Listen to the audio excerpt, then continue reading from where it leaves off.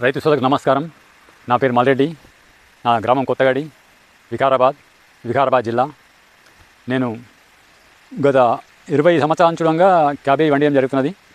ఈ క్యాబేజీ మేము పండించిన cabbage maximum Reliance, more, Swiggy వాళ్ళకి ఇస్తుంటాము. ఇది ఒక ఎకరా లోపల క్యాబేజీ 30,000 వరకు వేస్తుంటాం మేము. అయితే ఎందుకంటే ఇది వీళ్ళకు ఒక 1 కేజీ లోపల కావాలి కాబట్టి దీన్ని మేము ఒక ఎకరాకి 30,000 నారు వేసుకొని జరుగుతుంది. నర్సరీ మాకుంది కాబట్టి మేమే నర్సరీ చేస్తుంటాం. నర్సరీ నాటే కంటే ముందు మేము ఇక్కడ ఏంటంటే డ్రిప్తో నాటుతాం కాబట్టి 2.5 ఫీట్లకు ఒక డ్రిప్ లైన్ మారుస్తాం. పరిచి ఫీటు బావుకు ఒక మొక్క పెడతాం. కాబట్టి ఇట్లా చేస్తాం కాబట్టి దీంట్లో ఎక్కువ మొక్కలు వేయగలుగుతున్నాము. ఇది మాకు 1 కేజీ నుంచి కేజీ బావు వస్తుంటుంది. దీన్ని మేము ఆ సీసీలకే పంపిస్తాం. అయితే మనం ఎప్పుడైతే నారు వర్షాకాలం కానీ, శీతాకాలం కానీ, వేసవికాలం కానీ వేసినప్పుడు కొన్ని జాగ్రత్తలు తీసుకోవాల్సిన అవసరం ఉంటుంది. వర్షాకాలం వేసినప్పుడు మ్యాక్సిమం బెడ్ సిస్టమ్ చేస్తే బాగుంటుంది. శీతాకాలం కానీ, వేసవికాలం కానీ అది లేకుండా నడుస్తుంది. అయితే మొక్కల్ని నారేసుకున్నాక ఒక 4-5 రోజుల వరకు నీళ్లు బాగా ఇవ్వాలి. తర్వాత తేమ తగ్గియాలి. మనం వాటర్ని ఎక్కువ ఇడిచినట్టయితే తేమ ఎక్కువ ఉండి ఏరుకులు వస్తుంది. ఈ మొక్కలకు నారుకు వేరుకులు వచ్చి చాలా మొక్కలు పడిపోతుంటాయి. కాబట్టి అది నివారించాలంటే తేమ తక్కువ చేయాలి. రెండవది ఏంటంటే ట్రైకోడర్మా విరిడి. అంతకుముందే మనం దుక్కిలో కానీ లేకుంటే డ్రిప్ దాకా ఇస్తుంటే చాలా బాగుంటుంది. ఇట్లా వేసిన ట్రైకోడర్మా విరిడి వేయడం వల్ల మొక్కలు ఈ యొక్క వేరుకులు అనేది చాలా మటుకు నివారించవచ్చు మనం. ఇది వేసిన మొక్కలకి మనకి ఇంచుమించు ఒక 15 నుంచి 20 రోజుల మధ్యలో కలుపు తీసుకోవాల్సి ఉంటుంది. ఖచ్చితంగా కలుపు మొక్కలు రాకుండా చూసుకున్నప్పుడే మనకు క్యాబేజీ గడ్డ చాలా బాగా అవుతుంది.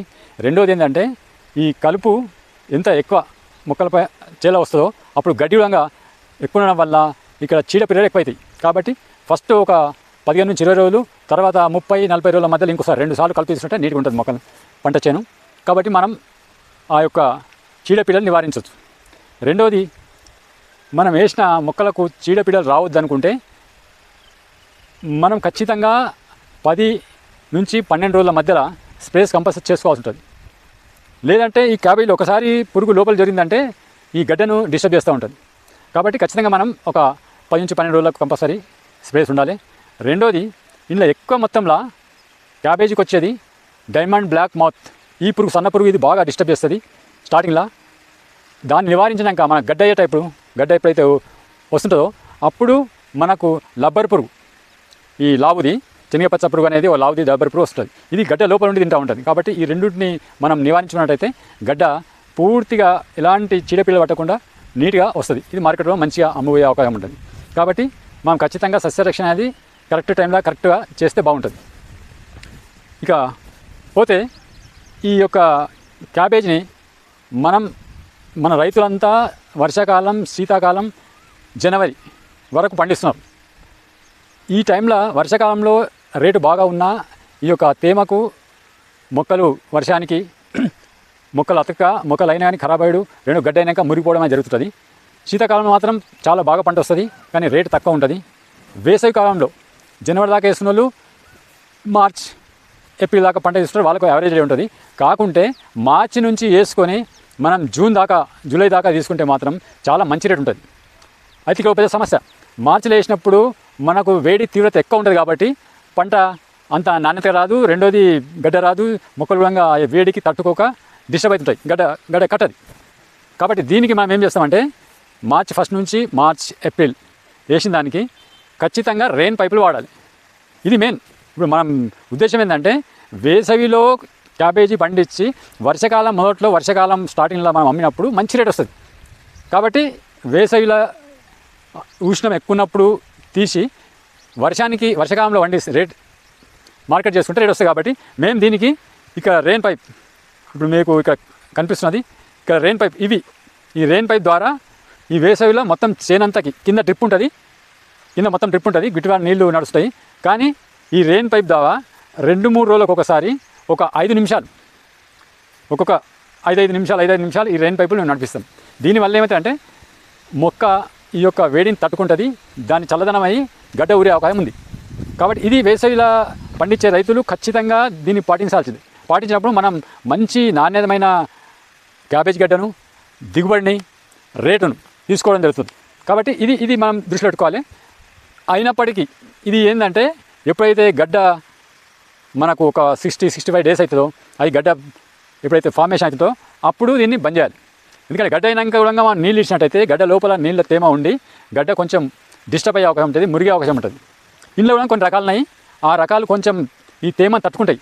అటువంటి రకాలని మాత్రమే మనం ఈ వేసవిలో వేసినప్పుడు మాత్రం, వేసవికి ఈ వర్షం పడి నీళ్లు ఏమన్నా తేమ ఉన్నా తట్టుకునేటట్టు రకాలను మాత్రం చూస్ చేసి ఎన్నుకుంటే బాగుంటుంది.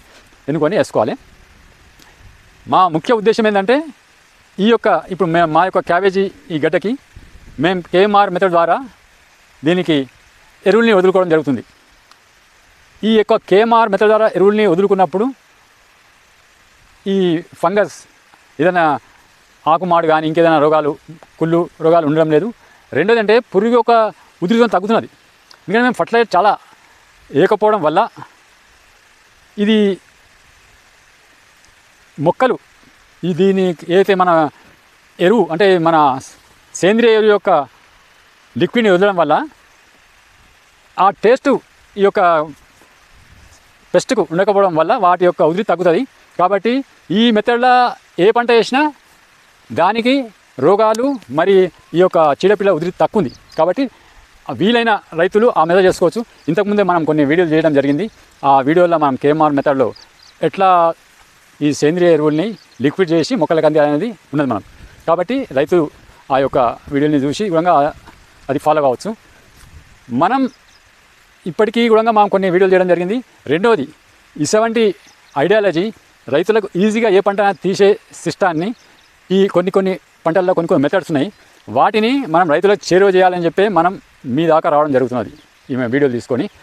ఇది తర్వాత కూడా మనం కొన్ని ఐడియాలు తీసుకొని కొన్ని వీడియో చేసి మీకు మేము అందిస్తామని చెప్పడం జరుగుతుంది.